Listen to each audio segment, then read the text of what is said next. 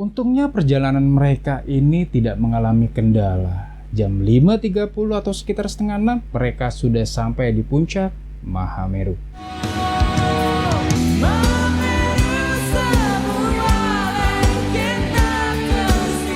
Assalamualaikum warahmatullahi wabarakatuh. Halo Sobat Cibu, terima kasih sudah kembali. Gunung Semeru bukan cuman punya tempat-tempat yang eksotis dan indah, tapi juga merupakan ikon gunung tertinggi di Pulau Jawa. Namun juga Gunung Semeru punya cerita yang bisa bikin sedih para pendakinya. Ada cerita apa di video kali ini? Ikuti terus sampai habis.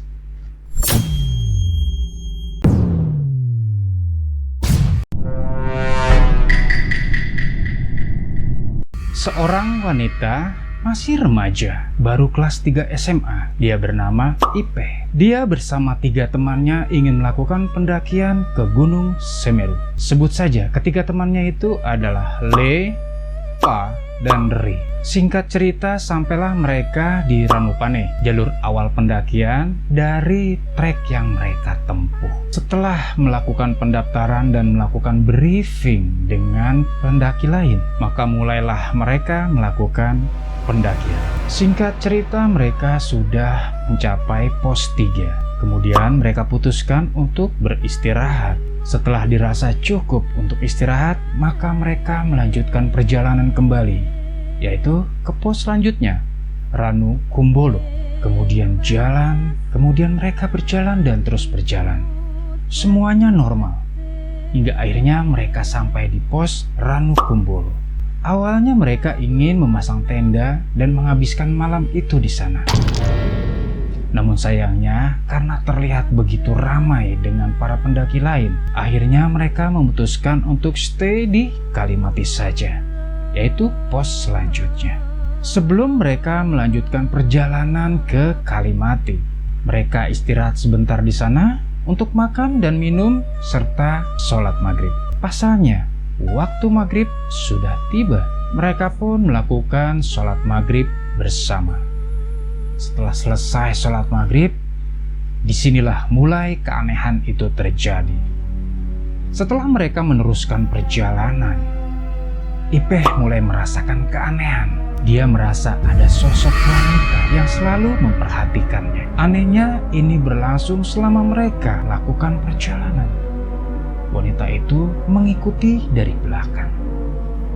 Meskipun Ipeh berada nomor 2 dari kelompok perjalanan itu, namun sesekali dia melihat ke belakang dan wanita tersebut masih ada mengikutinya. Sementara formasi perjalanan, Le berada di depan, kemudian Ipeh, kemudian Pa, dan sebagai sweeper adalah Za. Setelah jam 8 malam, akhirnya mereka sampai pos Cemoro Kandang. Disinilah mereka putuskan untuk rehat sebentar, sekedar melemaskan otot, ngopi, dan kemungkinan bagi yang pria, merokok. Tapi tiba-tiba, Za ingin pipis. Karena dia tipikal anak yang tidak terlalu berani, maka Za meminta Pa untuk mengantarkannya. Soalnya Le sedang masak air. Kemudian Pa dengan senang hati mengantarkan Za. Setelah Za mendapatkan spot yang tepat untuk melampiaskan pipisnya, maka dieksekusilah proses tersebut. Dengan menggunakan senternya, dia menyorot ke sana, kemari, ke sana, kemari, hingga akhirnya dia sempat menyorot ke atas. Di sanalah dia menyudahi proses pipisnya dan langsung mendekati Pa. Pa, udah yuk? Yakin udah? Ya udah, buruan yuk kita kumpul sama anak-anak lagi. Za pun berjalan di depan Pa dengan sangat terburu-buru. Pa tidak terlalu menganggap aneh. Pikiran Pa, Za ingin segera minum kopi, sebab suasana kan sedang dingin. Setelah acara ngopi-ngopi dan rehat sejenak itu selesai, mereka pun melanjutkan perjalanan. Dan formasi kali ini, Za meminta untuk berganti. Le di depan, Za, Ipeh, dan sebagai sweeper adalah Pa. Nah, sepanjang perjalanan, Za yang anaknya ini riang, suka berceloteh, suka bercanda. Kali ini diam. Sepanjang perjalanan itu tidak satu kata pun diucapkan oleh Za. Hingga Ipeh akhirnya menepuk pundaknya. Bang, kalem aja, belum puas apa ngopinya? membalas cuitan Ipeh? Sama sekali tidak. Menengok pun sama sekali tidak. Untungnya Ipeh bukan tipikal anak yang baperan. Di antara kalian ada yang baperan? Kemudian perjalanan mereka teruskan. Tapi sayangnya tiba-tiba kaki Ipeh kram. Langkahnya sangat berat untuk diajak bergerak. Akhirnya dia duduk sebentar dan berteriak kepada Le dan Za. "Bang, berhenti dulu, gue kram." Namun Le dan Za tetap terus berjalan, seakan-akan tidak mendengar teriakan dari Ipeh. Nah, karena Pa memang di belakang Ipeh, Pa tahu kalau Ipeh ini sedang kram. Kemudian Pa berteriak juga kepada Le dan Za yang sudah berjalan di depan. "Le, Za, berhenti dulu, Ipeh kram." Tapi tetap tidak ada sautan. Le dan Za terus berjalan hingga akhirnya mereka terpisah. Ipeh kemudian meluruskan kakinya untuk mengurangi kram. Dan sejurus dengan lurusan kakinya ada sebuah pohon besar. Di sanalah dia melihat wanita yang setelah sholat maghrib tadi mengikutinya berada di sana menatap Ipeh. Ipeh langsung membuang pandangannya. Dan tak lama Pa mengatakan, "Peh, udah belum? Yuk buruan, kita susul anak-anak. Udah jauh itu kayaknya." Ipeh pun mencoba menguatkan diri untuk bangun. Tapi entah kenapa tiba-tiba keramnya hilang dan langkahnya seperti ringan. Hingga Pa merasa kewalahan untuk mengimbangi jalan Ipeh. Dan memang tidak berapa lama mereka bergabung kembali dengan Le dan Za. Ketika mereka sudah bergabung berjalan, Ipeh menengok ke belakang kembali mencari sosok yang tadi dilihatnya. Ternyata sudah tidak ada. Mereka pun sampai di Kalimati. Namun entah mengapa menurut Le, senior yang sering melakukan hiking ke sana, mengatakan bahwa perjalanan mereka ini sangat lama. Seharusnya 2 jam yang lalu mereka sudah sampai di Kalimati ini.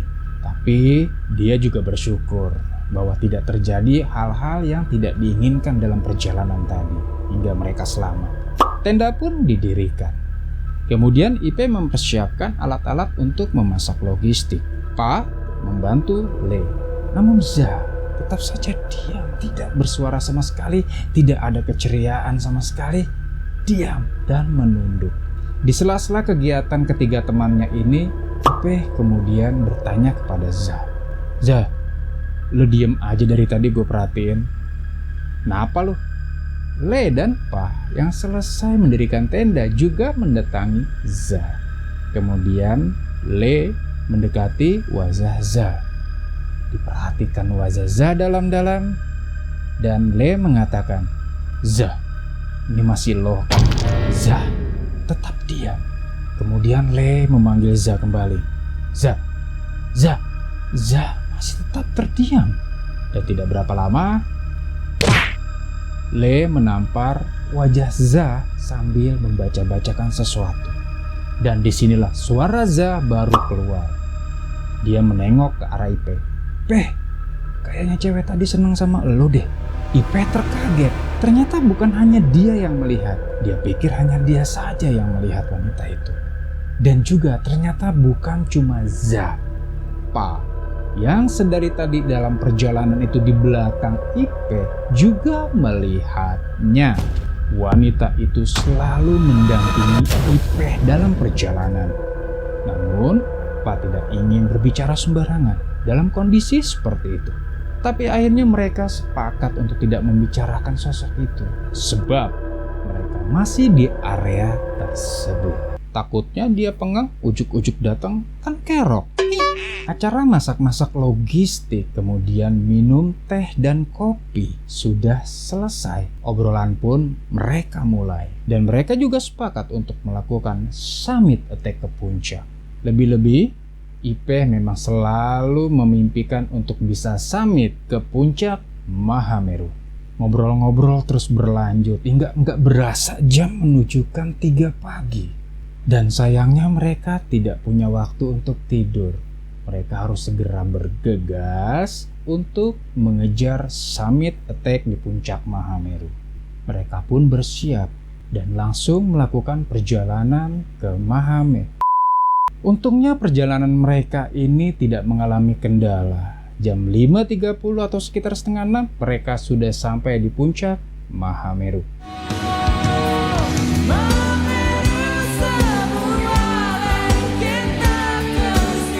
Dan setelah melakukan beberapa dokumentasi, selfie, mengambil beberapa cuplikan video, mereka pun bersiap untuk kembali ke Kalimati. Karena waktu sudah menunjukkan jam 7 pagi. Mereka belum tidur. Mereka berharap dengan cepat-cepat menuju tenda di Kalimati, mereka bisa istirahat dengan puas. Akhirnya mereka sampai ke tenda di Kalimati. Nah, disinilah obrolan berlanjut tentang yang semalam. Ternyata terbongkarlah mengapa Za diam. Semuanya berawal ketika Za melakukan eksekusi pipis. Ketika dia menyenter-nyenter, kemudian dia lihat ke atas.